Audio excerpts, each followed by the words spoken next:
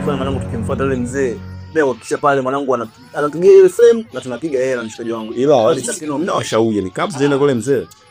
Mimi nishakwambia utulie mwanangu, tunaongea vitu vya muhimu. Wewe unaga point mwanangu. Kwa nini usitulie tu mwanangu, kanyamaza tukamalize tukaondoka? Sawa, ila kumbukeni hata saa mbovu kwa mimi nasema ukweli ujue. Ukweli gani ambao unazungumza hapo? Unaweza kuona utulie bwana. Unaona hata na ushauri ambao unaweza kuwasaidia katika maisha yenu na nikataa. Baridi. Ushauri gani sasa? Ushauri bwana vitu vijui. Baridi. Lakini mwanangu sometimes tulitakiwa tumsikilize mtu. Sometimes anakuaga na maana alafu unapoteza point ujue.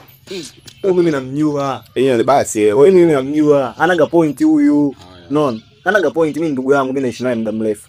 Takufanya mwanangu, twende umfuate yule mzee. Mimi mzee naelewana naye muda mwingi, tunaongea nini safi, anapigia hiyo sehemu na pata vitu vya pia tunafanya kazi. Sio siri masela, yani kisamfu kinapendezesha sana mavi.